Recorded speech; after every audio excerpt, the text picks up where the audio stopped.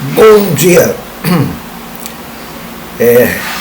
Tá uma barulheira porque tem ventilador, tem móvel aqui fora, tá? Não repare. Eu quero falar de uma maneira quase amadora. Não é amador exatamente. Mas eu também não sou especialista nisso, mas eu tenho uma nem tão breve assim noção de como surgem as religiões. Graças a um maravilhoso professor com quem eu tive minhas primeiras aulas de ciências da religião. E ele começou o seu curso de 1 ano dizendo assim: para a gente poder fazer ciência ou entender as coisas de maneira mais intelectual, isenta, a gente tem que sair um pouco de si e se afastar um pouco da sua realidade e olhar a realidade de uma distância emocional para ter essa neutralidade capaz de entender, neutralidade científica. Isso não quer dizer que a gente se torna frio. Isso quer dizer que, para entender, eu fico quieto, digamos assim, certo? Ouço primeiro, vejo primeiro, para depois entender tanto as outras religiões, como a minha própria. E não me ofender,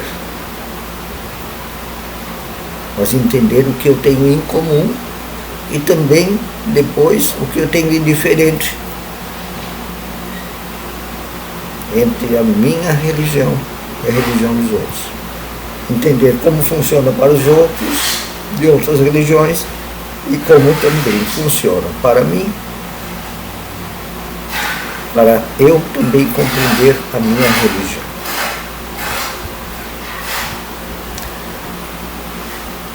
Isso é uma faculdade de teologia cristã, certo? Então, eu não estudei todas as religiões, não sou um especialista nisso, mas compreendi bem as aulas. Que se tem uma coisa que eu fazia com bastante cuidado, era estudar. E logo que o professor disse essa primeira frase, professor André Drohers, se ele me ver, um grande abraço. Deve estar um velhinho já. Mas muitos que estão no meu Facebook e no meu YouTube são colegas daquele tempo. Vamos se lembrar disso.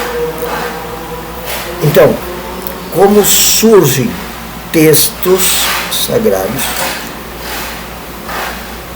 Nem todo texto é escrito, tá? Textos orais também são considerados textos, só não estão escritos, mas eles são tão sérios quanto os outros.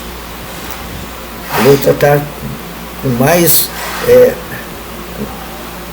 um pouco mais de perto os textos escritos, porque a gente tem acesso a a Bíblia, e existem outros também. O Antigo Testamento são os textos da religião judaica. O Bhagavad Gita é o texto dos hindus. Os budistas têm lá os seus textos. Eu não sei os nomes agora, não lembro, mas tem. O shintoísmo tem seus textos. Os árabes têm seus textos. Puxa, como é que é o nome do texto árabe ainda? Tá, mas vocês sabem qual é. O Corão, texto árabe. E assim por diante, os espíritas. Mas tem outras religiões que não tem texto escrito, só texto oral. Tá? E nós cristãos também temos textos que são só orais.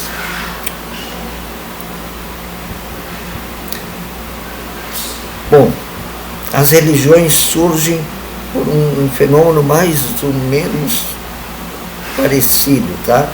Mas assim, elas se caracterizam assim, por com o tempo se priorizar a sua divindade dentro de um dos campos da realidade. Então tem as religiões ligadas à natureza, normalmente são chamadas de religiões indígenas. Não pensem só no nosso tipo de índio, tá?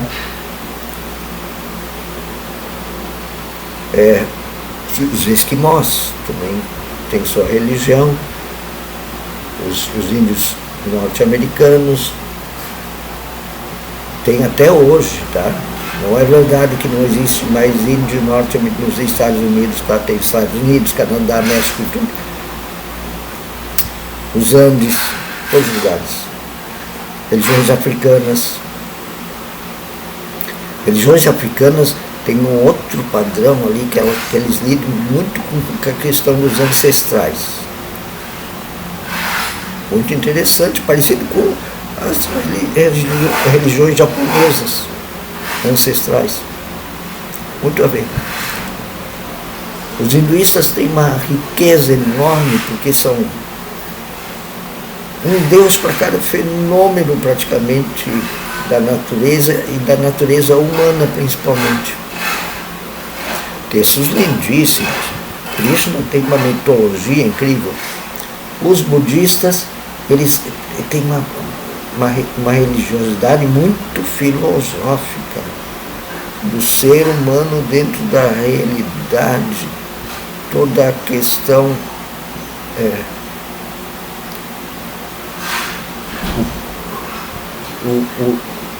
do indivíduo fazer parte de toda a complexidade do universo, inclusive os sons, as energias, o que eles chamam de energias, cada coisa, cada animal, cada planta tem sua energia, e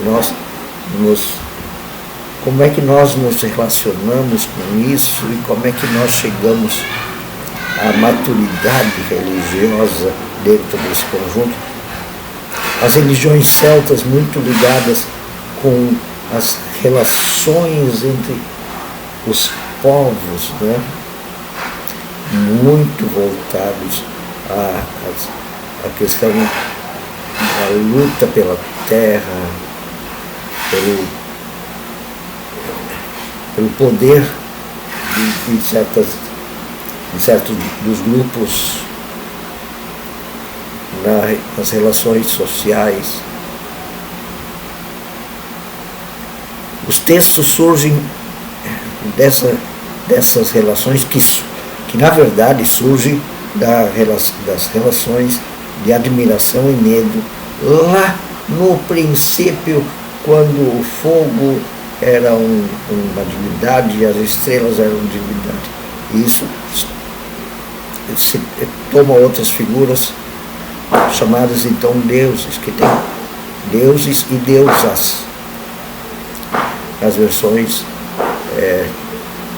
das interpretações dessas relações do ser humano com suas admirações e medos e fragilidades com a natureza, e depois ficam mais específicas. A religião judaico-cristã tem uma fonte social política muito séria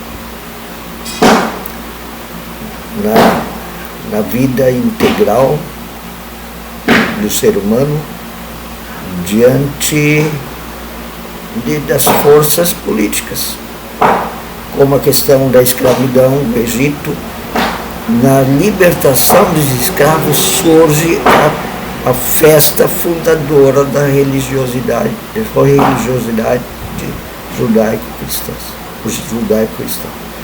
E dali surge todo o complexo que se chama Bíblia. Tudo passa a ser interpretado a partir da libertação dos escravos, da liberdade do ser humano, da plenitude de vida do ser humano do respeito à vida, respeito à dignidade dos seres humanos, homens, mulheres.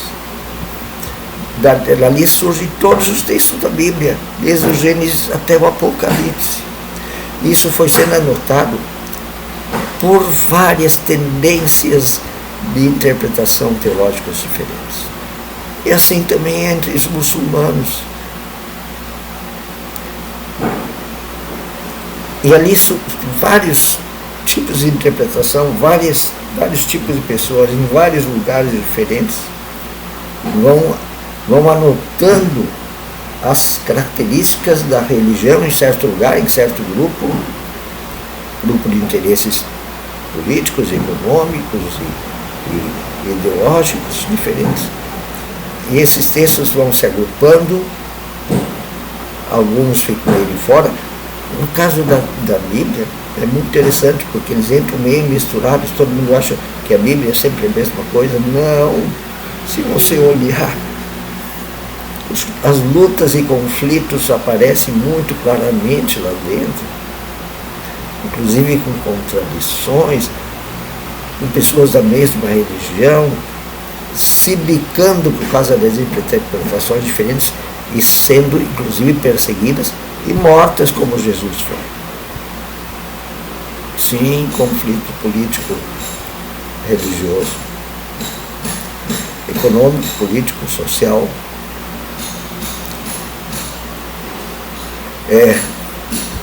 Tratado como linguagem religiosa, mas que é realmente político, econômico e social. Todos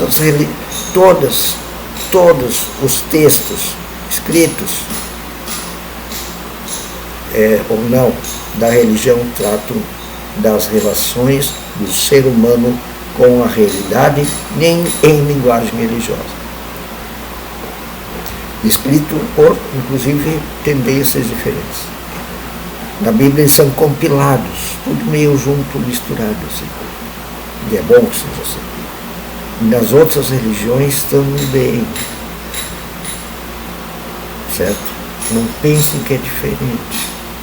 Em linguagem religiosa, qualquer teólogo de qualquer religião, qualquer teólogo ou teóloga séria de qualquer religião sabe que é linguagem religiosa. Um budista sério sabe que não teve uma flor de lótus que cobriu Buda, que isso tem um significado religioso.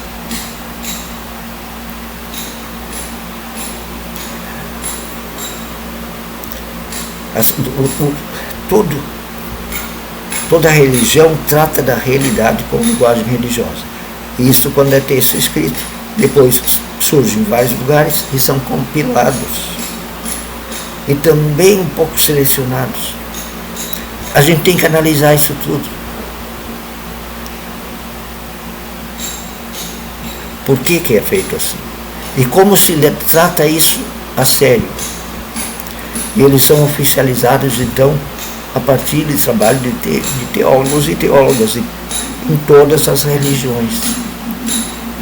Alguns a sério, alguns usam para manipular, escondendo a verdade de que todas as religiões são frutos de interpretação humana sobre a realidade e sobre o lidar com a realidade e sobre os mistérios mais profundos, e por isso são religiões. Religar o ser humano consigo mesmo, com sua realidade mais profunda. Religar o ser humano com seus profundos mistérios e desafios. E quem sabe, com um destino feliz. Bom dia.